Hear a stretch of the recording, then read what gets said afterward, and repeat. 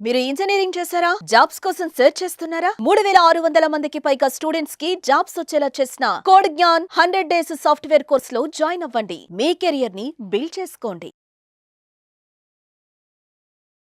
నమస్కారం ప్రియా చౌదరి గారు. నమస్తే అమ్మా. చాలామంది ఒక ఇన్స్టెంట్ ఎనర్జీకో లేదంటే ఇన్స్టెంట్ సొల్యూషన్స్కో అలవాటు పడిపోయి ఉన్నారు. ఇప్పుడున్న జనరేషన్ అయితే అసలు చెప్పాల్సిన పనే లేదు. ఏదైనా పొరపాటున కొద్దిసేపు ఓర్చుకుంటే ఏదైనా అవుతుంది కదా అనేటువంటి మాట మనం ఏదైనా చెప్పామనుకోండి, అది ఏ విషయంలోనైనా కావచ్చు, అది ఇంట్లో కావచ్చు, ఆఫీస్లో కావచ్చు, బయట కావచ్చు, ఏంటంటే ఇలా చిటికేస్తే అయిపోవాలి, అంత ఇన్స్టెంట్గా ఉన్నారు జనాలు ప్రతి దాంట్లో. ఇప్పుడు ఫుడ్ ఆర్డర్ చేసుకున్నంత ఈజీగా స్విగ్గీ వచ్చింది, ఆటోమేటిక్గా ఇన్స్టెంట్ ఫుడ్ వచ్చేస్తుంది. ఆర్డర్ పెట్టుకుంటే ఇంట్లో వండుకోవాల్సినటువంటి పని లేదు. ప్రతి దాంట్లోనూ ఇవాళ ఇన్స్టెంట్ అలా అయిపోతుంది. ఇది ఎంతవరకు కరెక్ట్ అంటారు? అండ్ జీవితంలో మనం ఎదగడానికి వెళ్ళేటప్పుడు ఈ ఇన్స్టెంట్ అనేది ఎంతవరకు ఎదుగుదలకు ఉపయోగపడుతుంది అంటారు? ఎంతవరకు దాన్ని స్టాండర్డైజ్ చేసుకోవడానికి ఉపయోగపడుతుంది అంటారు? మీరే అన్నారు కదా ఇన్స్టెంట్ అని. అవును, చిటికి ఎంతసేపు ఉంది, అయిపోయింది. శబ్దం Enough. సెకండ్, అంతే. సెకండ్. ఇది కూడా అంతే, ఫలితం కూడా ఇన్స్టెంట్ ఫలితం అంతే ఉంటుంది. అంటే ఏంటంటే జనం ఎలా అలవాటు పడిపోయారు అని అంటే ఓర్పు అనేటటువంటి దాన్ని మర్చిపోయారు. అసలు అది జీవితం అనేటటువంటి డిక్షనరీలో నుంచి ఆ యొక్క 2 అక్షరాలని తీసేశారు. కానీ అది ఎంత గొప్పదో, జీవితంలో మనల్ని ఎంత గొప్పవాళ్ళని చేస్తుందో, లేదా జీవితంలో మనకి ఎన్ని పాఠాలను నేర్పుతుందో, ఆ నేర్చుకున్న పాఠాల నుంచి మనం ఎలా ఎడ్యుకేట్ అవుతామో అనేటటువంటి లోక జ్ఞానంకి జనాలు ఈరోజు చాలా దూరం వెళ్ళిపోయారండి. అంటే ఇప్పుడు మీరు ఇందాక వాళ్ళే చెప్పారు ఏంటనంటే స్విగ్గీ ఆర్డర్ చేస్తే తొందరగా ఫుడ్ వచ్చేస్తుంది, అట్లాగే ఏదైనా ఇన్స్టెంట్గా అయిపోతుంది. ఇదివరకు ఏంటంటే ఎవరికైనా ఇప్పుడు ఇంట్లో నుంచి ఒక మగవాళ్ళు బయటికి ఆఫీస్కి వెళ్ళారనుకోండి, తిరిగి ఇంటికి వచ్చేంత వరకు సమాచారం, ఏ సమాచారం అయినా సరే ఇవ్వడానికి ఉండేది కాదు. కబుర్లు, ఐ మీన్ ఏది ఇవ్వాలన్నా, మంచో చెడో ఏది ఇవ్వాలన్నా. ఇప్పుడు ఏమవుతుంది, వాడు ఇంటి ఆఫీసు గడప కూడా దాటలో ఒక ఫోన్ కాల్ వచ్చేస్తుంది, మధ్యాహ్నానికి నాకు ఇది కావాలి, లేకపోతే ఇంకొకటి. ఆయన ఏదన్నా ఇంటికి సంబంధించినటువంటి వస్తువులు కానివ్వండి, ఇంటి సమస్యలైనా కానివ్వండి, ఆయన ఆఫీస్ నుంచి వచ్చిన తర్వాత చర్చించుకోవడం అనేది భార్య పిల్లలు లేకపోతే ఇంట్లో ఉన్న వాళ్ళు జరిగేది. ఇప్పుడు ఏమవుతుందండి, ఈ నిమిషం డెలివరీ చేసేయాలి. అది మాట అయినా సరే, వస్తువు అయినా సరే, తినేటటువంటి తిండి అయినా సరే ఇన్స్టెంట్ డెలివరీలు వచ్చేసినాయి. బట్ ఇక్కడ ఫలితం కూడా అలాగే ఉంది. ఫలితాన్ని మనం అనుభవించేటట్టు అనుభవం కూడా ఇన్స్టెంట్ డెలివరీ తోటి వెళ్ళిపోతుంది. మీరు చెప్పారు చాలా క్లియర్గా. నేను మీకు ఒక స్టోరీ చెప్తాను. నాకు ఈ మధ్య కాలంలోనే నేను ఒకటి చూశాను, నాకు మనసుకి చాలా హత్తుకున్నటువంటిది, ప్లస్ నా లైఫ్కి చాలా రిలేటెడ్ అయినటువంటి స్టోరీ అది. అది చదివిన తర్వాత నాలో ఏదో తెలియని ఒక అద్భుతమైనటువంటి అనుభూతి కలిగిందన్నమాట. ఏంటంటే ఒక గురువు గారు శిష్యుడికి, ఇదివరకు గురు శిష్య పరంపర ఉండేది కదా, గురుకులంలోనే విద్య చేయటము. అక్కడ గురువు గారికి సపర్యలు చేసి వాళ్ళు విద్య నేర్చుకుని, విద్య ఎలా నేర్చుకునేవారు, వినయంతో కూడినటువంటి విద్యని నేర్పి పంపించేవాళ్ళు. వాళ్ళు ఆ వినయం రావాలి, ఓర్పు. ఇప్పుడు మనం మాట్లాడుకున్నాం చూసారా, ఓర్పు సహనం అనేది వాళ్ళు వివిధ రకాలైనటువంటి పరీక్షలు పెట్టి ఆ పరీక్షల్లో నెగ్గిన తర్వాత వీళ్ళకి ఒక సర్టిఫికేట్ ఇచ్చి పంపించేవాళ్ళు. వాళ్ళకు ఒక జ్ఞాన సందేశం ఇవ్వడమో, ఆత్మజ్ఞానం ఇవ్వడమో, ఏదో ఒకటి చేసి ఆ ఫైనల్గా వాళ్ళకి ఏం కావాలో వీటన్నిటిలో నెగ్గిన వాడికి మాత్రమే వీడు పలానా అని చెప్పేసి ఆ ముద్ర వేసి పంపించేవారు అనమాట. అట్లా ఒక గురువు గారు ఒక శిష్యుడికి ఆ సహనం అనేటటువంటి విషయంలో, ఓర్పు అనేటటువంటి విషయంలో ఆయన ఒక పరీక్ష పెట్టేటటువంటి క్రమంలో ఒక ఇల్లు కట్టమన్నాడు. ఇదివరకు ఇల్లు ఏంటంటే, ఇప్పుడంటే మేస్తులు కావాలి, వాళ్ళు అంటే ఇవన్నీ ఒక ప్లాను వేరే వాళ్ళు చేస్తున్నారు. బట్ అతనికి ఏంటంటే నాకు తెలిసి నా చిన్నప్పుడు మా ఇంట్లో ఇల్లు మేమే కట్టుకున్నాం. అంటే మా పెదనాన్నలు ఇంటి పైకప్పు వేయటం కానివ్వండి, అవి ఇవి కానీ వాళ్ళు చేశారు. బట్ ఇంటి చుట్టూ ఉన్నటువంటి గోడ, అంటే అది చాలా తాత్కాలికంగా ఉంది ఆ ఇల్లు, బట్ ఇంటి చుట్టూ ఉన్నటువంటి గోడ మట్టిని పిసికి దాన్ని మట్టి గోడలు అన్నమాట చేసుకుని, అట్లా అవన్నీ మేమే మట్టి మోసాం. మా పెద్దవాళ్ళు వేశారు, అది గోడలు వేశారు. అట్లా అలా ఉంది పథకాలలో. మీరు అలా చెప్తుంటే నాకు మా పాతలు గుర్తొస్తుంది, మట్టితో చుట్టూ అది గోడలు ఎంత కట్టి మేము ఒక 2 months అన్నా ఉన్నామో లేదో దాంట్లో ఆ ఇంట్లో. తర్వాత అప్పుడు దివిసీమ ఉప్పనకి కొట్టుకుపోయింది అది. ఇంకా ఆ తర్వాత దెబ్బకి మళ్ళీ షిఫ్టెడ్ టు విజయవాడ అనమాట. ఓకే. సో అక్కడ అది ఏమైందంటే ఆ గురువు గారు శిష్యుడికి పరీక్ష పెట్టేటటువంటి క్రమంలో ఇల్లు కట్టమన్నాడు. శిష్యుడు అడవికి పోయి కట్టెలు పుల్లలు కట్టుకొని వచ్చి వాటిని వాసాలు బొంగులు అన్ని చేసి ఇల్లు కట్టాడు. అందంగా కట్టాడు. గురువు గారు ఒకసారి వచ్చి చూడండి, ఇల్లు చూడండి అనగానే, వాట్ ఈస్ దిస్, ఇల్లు ఇట్లా కడతారా, ఇది ఏంటి, ఇది ఇలా ఉంది, ఇది ఇలా ఉంది, మొత్తం మార్చేసేయి అని చెప్పేసి మొత్తం పీకిచ్చేసి మళ్ళీ కట్టమన్నాడు. ఈయన మళ్ళీ పోయి మళ్ళీ ఎఫర్ట్స్ పెట్టి మళ్ళీ కట్టాడు. కట్టిన తర్వాత ఈసారి వచ్చేసి గోడలు బాగాలేదు, గోడలు మొత్తం కూల్చేసి మళ్ళీ కట్టమన్నాడు.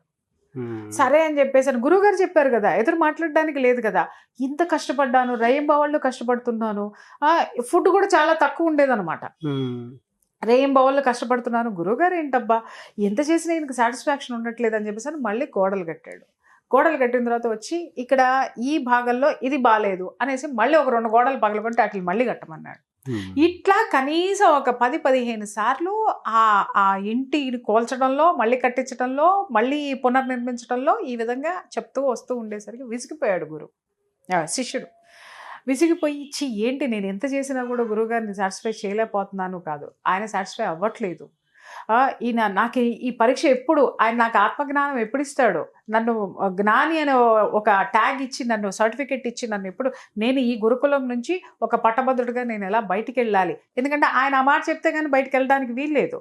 అప్పుడు అంత కట్టుబాట్లు, అంత ఆ నియమ, ఆ క్రమశిక్షణ అక్కడ ఉండేదన్నమాట అని అనుకుంటా ఉండి తీవ్రంగా ఆలోచిస్తూ ఉండేవాడు అనమాట. ఏంటి ఇన్ని పరీక్షలు పెడుతున్నాడు ఆయన, నాకు పరీక్షలు కూడా కాదు, ఏంటి ఇన్నిసార్లు ఇది చేస్తున్నాడు, ఆయన నన్ను ఎందుకు స్వీకరించట్లేదు, నేను చేసిన పని ఎందుకు నచ్చట్లేదు ఆయనకి, బాగానే చేస్తున్నాను కదా అని తనకి తాను అనుకుంటున్నాడు. అన్నిసార్లు చేంజెస్ చెప్తా ఉంటే ఎవరికైనా సరే కొంత ఇబ్బందికరంగా ఉంటుంది. ద సేమ్ టైం ఎందుకు వచ్చిందిలే వెళ్ళిపోదాము అనేటువంటి ఆలోచన కూడా చేస్తుంది. పారిపోదాము,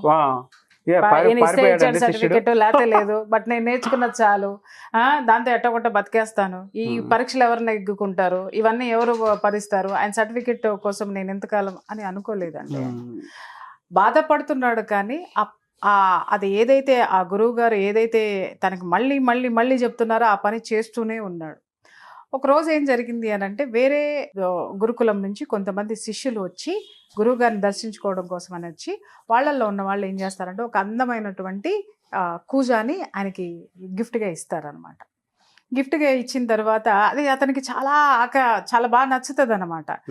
నెక్స్ట్ డే ఏమవుతుంది అని అంటే, గురువు గారి భార్య ఏం చేస్తుంది అని అంటే, ఆ కూజాలో అతనికి తినుబండారాలు పెట్టి, నాయనా ఇగో కడుతున్నావు కదా, మధ్యలో ఆకలేసినప్పుడు తిను అని చెప్పేసి అని దాంట్లో పెట్టి ఆ కూజాని ఇస్తుంది. ఆ కూజ చాలా అందంగా ఉంటుంది, చాలా అద్భుతంగా ఉంటుంది. దాన్ని అతను బాగా లైక్ చేస్తాడు. అంటే ఆ అందానికి అతని యొక్క ఇది అటాచ్ అవుతుంది అనమాట. సరే అబ్బా ఎంత అందంగా ఉందబ్బా అని చెప్పేసి దాన్ని పక్కనే పెట్టుకుంటూ ఉండేవాడు అనమాట. దాంతో ఒక అందమైనటువంటి అనుబంధం ఏర్పడిపోతుంది అతనికి. ఒకరోజు దాన్ని చూస్తూ చూస్తూ చూస్తూ పడుకొని నిద్రపోతాడు. నిద్రపోయేసరికి అతనికి ఆ కళ ఒకటి వస్తుంది అన్నమాట. కళ ఒకటి వచ్చి ఆ కూజ ఇతనితో మాట్లాడుతున్నట్టుగా ఇతనికి ఒక కళ వస్తుంది. మాట్లాడుతూ ఏం మాట్లాడింది కూజ అంటే, నేను ఇంత అందంగా తయారవ్వడానికి కారణం తెలుసా అని అడుగుతుంది. తెలియదని చెప్తాడు. అప్పుడు కూజ చెప్తుంది, నేను ఎక్కడి నుంచి వచ్చానో అసలు తెలుసా, చెప్తా విను, నా కథ చెప్తా విను అని చెప్పేసి అని చెప్పడం మొదలు పెడతాడు. శిష్యుడికి చెప్పడం మొదలు పెడుతుంది. అంటే ఆ ఆత్మ ఈ ఆత్మతో మాట్లాడుతుంది అన్నమాట. అయితే అది ఉంటుంది నాగరాజు గారు. ట్రూ. ఆ సోల్ కమ్యూనికేషన్ అనేది ప్రతి వస్తువులో జీవం ఉంటుంది. జీవం ఉండదు అది వస్తువు అనకండి. ఎందుకంటే దాంట్లో జీవం లేకపోతే ఏ వస్తువైనా దానిలాగా ఎలా మౌల్డ్ అవుతుంది ఆ పదార్థంలో జీవం లేకపోతే? అర్థమైందా? ప్రతి వస్తువుకి ప్రాణం ఉంది, జీవం ఉంది, ఆత్మ ఉంది. అయితే వాళ్ళిద్దరూ మాట్లాడుకుంటుంటే, నేను ఎలా వచ్చానో మీకు తెలుసా, అసలు నేను ఇంత అందంగా ఎలా తయారయ్యానో తెలుసా, నా గురించి చెప్పమంటావా అని అంటే, చెప్పు అని అడుగుతాడు ఉత్సాహంగా. అప్పుడు చెప్తుంది అనమాట కూజ. ఏమని చెప్తుందంటే, నేను మొదట నా తల్లి గర్భం నుంచి ఒక కుమ్మరి నన్ను తీశాడు. పెకిలించి తీసినప్పుడు నేను అడిగాను అతన్ని, అయ్యా ఏం చేస్తున్నావు నన్ను అని, నా తల్లి నుంచి తీసుకెళ్ళిపోతుంటే. అప్పుడు కొంచెం ఓర్చుకో అన్నాడు ఆ కుమ్మరి. తర్వాత బండి మీద తీసుకొని బండిలో వేసి నన్ను తీసుకుపోతున్నాడు. అప్పుడు అడిగాను, అయ్యా ఏం చేస్తున్నావు అని. కొద్దిగా ఓర్చుకో అంటాడు. తర్వాత అక్కడి నుంచి నన్ను తీసుకెళ్ళి ఆ కుమ్మరి అదేంటి కాళ్ళతో తొక్కి నీళ్లు పోసి కాళ్ళతో తొక్కి నన్ను చాలా చిత్రహింసలు పెడుతుంటే, అయ్యా ఏం చేస్తున్నావు అని నేను అడిగాను. అప్పుడు కుమ్మరి అన్నాడు, కాస్త ఓర్చుకో అని.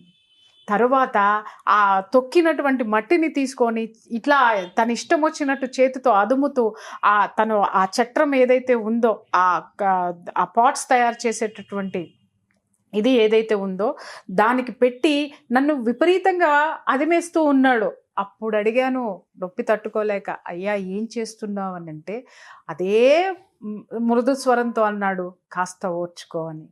ఆ తర్వాత అతను నన్ను తన చేతులతోటి ఇష్టం వచ్చినట్టు మలుస్తున్నాడు. అప్పుడు కూడా బాధ కలిగి నేను అడిగాను, అయ్యా నన్ను ఏం చేస్తున్నావు అని. కాస్త ఓర్చుకో అన్నాడు అదే శాంతంతో. ఆ తర్వాత అక్కడి నుంచి తీసి నన్ను ఏం చేశాడు, ఎండలో ఎండ పెట్టాడు. ఎండకి తాళలేక అడిగాను, అయ్యా నన్ను ఏం చేస్తున్నావు అని. అప్పుడు ఆ కుమ్మరి అదే శాంతంతో అంటాడు, కాస్త ఓర్చుకో అని. ఆ తర్వాత నన్ను తీసుకెళ్లి నిప్పుల్లో కుంపటిలో వేసి నన్ను కాల్చాడు. అప్పుడు బాధతో గిలగిలలాడిపోతూ అడిగాను నేను, అయ్యా నన్ను ఏం చేస్తున్నావు అని బిగ్గరగా అరిచాను నేను. అదే శాంతంతో అన్నాడు, కాస్త ఓర్చుకో అని. ఆ తర్వాత ఆ నిప్పుల కొలిమి నుంచి నన్ను బయటికి తీసిన తర్వాత నన్ను చల్లార్చిన తర్వాత నాకు ఏవేవో రంగులు పూయడం మొదలుపెట్టాడు. ఆ ఘాటుకి ఆ రంగుల దీనికి తట్టుకోలేక, నాయనా ఇంకా ఏం చేస్తున్నావు నన్ను అని అడిగాను. కాస్త ఓర్చుకో అన్నాడు. ఆ తర్వాత రంగులు వేసిన తర్వాత నన్ను ఆరబెట్టాడు. ఆరబెట్టిన తర్వాత ఒక అద్దం ముందు నన్ను నిలబెట్టాడు తీసుకెళ్ళి. అప్పుడు నన్ను నేను చూసుకుంటే మైమరిచిపోయాను, ఇంత సౌందర్యం నాలో దాగి ఉందా అని చెప్పేసని. ఓపికతో ఓర్చుకుంటే అప్పుడు చెప్తుందన్నమాట కుండ, అతడు గొప్పవాడు, కుమ్మరి చాలా గొప్పవాడు. అతడు పెట్టిన ప్రతి పరీక్షకి, అతడు నన్ను పెట్టిన ప్రతి గాయానికి, ఎందుకంటే డిజైన్ల కోసం పెడుతూ ఉంటారు కదా ఇట నీడిల్స్ తోటి ఆ డిజైన్ రావడం కోసం కానీ, తర్వాత పెట్టిన ప్రతి గాయానికి ఆ డిజైన్ వేసేటప్పుడు కానీ, ఆ చక్రం మీద వేసి దాన్ని ఇష్టం వచ్చినట్టు తిప్పడం విషయంలో కానివ్వండి, పెట్టేటటువంటి ప్రతి గాయానికి, పెట్టినటువంటి ప్రతి పరీక్షకి, పెట్టినటువంటి ప్రతి కష్టానికి నన్ను ఓర్చుకోమన్నాడు. ఆ ఓర్పుతో నేను ఉండబట్టే నేను ఇంత గొప్పగా, ఇంత అందంగా నేను తయారు కాబడ్డాను అనేసి ఒక గొప్ప సత్యం చెప్తుందన్నమాట.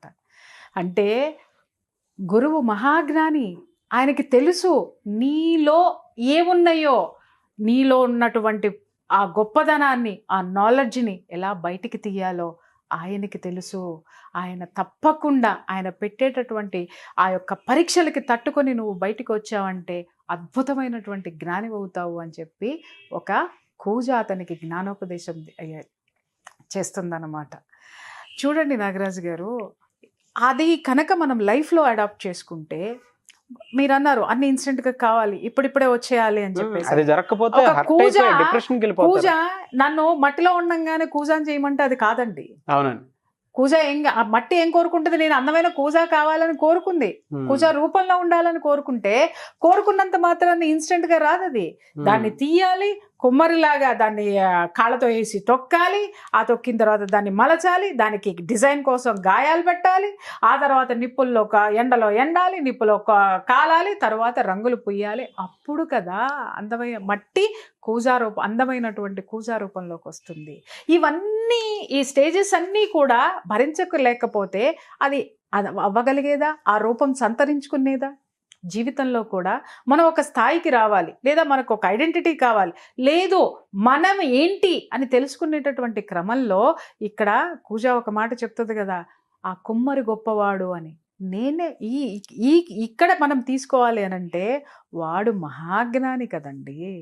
పైనున్నవాడు, వాడికి తెలుసు నీకు ఎన్ని దెబ్బలు తగిలితే నీలో జ్ఞానం బయటకు వస్తుందో, వాడికి తెలుసు నిన్ను ఎంత పరీక్షలు పెడితే నీలో ఓర్పు బయటకు వస్తుందో, వాడికి తెలుసు నిన్ను ఎంత చిత్రహింసలు చిత్రవద నీ మనస్సును పెడితే ఆ మనస్సులో నుంచి వైరాగ్యం వచ్చి ఆ వైరాగ్యంలో నుంచి ఒక జ్ఞానము, ఒక సందేశము, నీ జీవితానికి సంబంధించినటువంటి ఒక నిర్ణయము వచ్చి నువ్వు లోకానికి ఉపయోగపడేటటువంటివి పడేటటువంటి ఒక వ్యక్తిగా, ఒక సైంటిస్ట్ గాను, ఒక డాక్టర్ గాను, ఒక ఆధ్యాత్మికవేత్తగాను నిన్ను ఎలా తయారు చేయాలో వాడికి తెలుసు.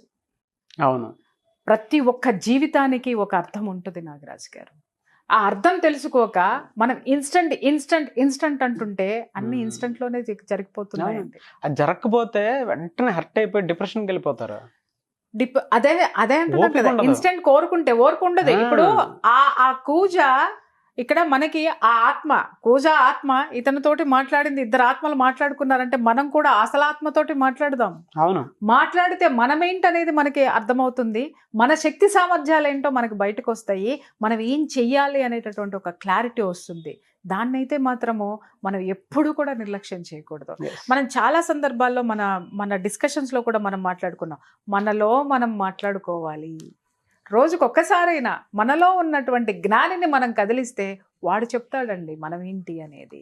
అలాగే మనల్ని మలిచినటువంటి ఆ యొక్క ఆత్మజ్ఞానాన్ని ప్రసాదించేటటువంటి లోకకారకుడు ఎవడైతే ఉన్నాడో వాడితో ఒకసారి మాట్లాడదామండి.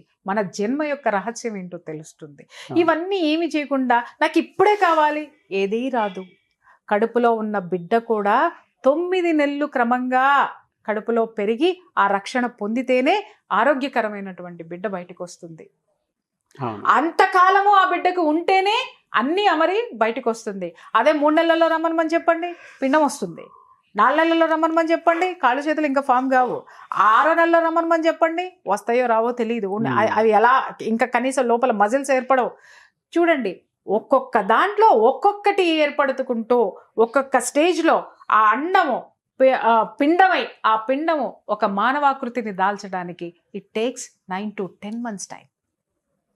అప్పుడు పరిపూర్ణమైనటువంటి ఆకారాన్ని సంతరించుకొని మానవ జన్మ తీసుకుని తల్లి గర్భంలో నుంచి బయటకు వస్తారు. అలాగే జీవితంలో కూడా నీకు వచ్చేటటువంటి కష్టాలు, నష్టాలు, ఒక పని చెయ్యాలి అనంటే it takes time, sufficient time తీసుకోండి. మీ జీవితం మీ చేతుల్లోకి రావాలి అనంటే మీకున్న పరిస్థితుల్లో నుంచి మీరు ఒక జ్ఞానాన్ని తీసుకుంటానికి ప్రయత్నించండి, ఓర్పుని తీసుకుంటానికి ప్రయత్నించండి. ఆ తీసుకున్న దాంట్లో నుంచి, ఆ ఉన్నటువంటి ఓర్పు నుంచి ఆ ఎదుటి మనుషుల్ని అర్థం చేసుకునేటటువంటి ఆ యొక్క లోక జ్ఞానాన్ని సంతరించుకోండి. దెన్ అప్పుడు పరిపూర్ణంగా గొంగళి పురుగు నుంచి సీతాకోక చిలక వచ్చినట్టు మనలో నుంచి మనం బయటకు వస్తాం సార్. ట్రూ అండి. మరి ఇందాక చెప్పినటువంటి కూజ స్టోరీ, దాని తర్వాత ఈ హరిభరి, ఈ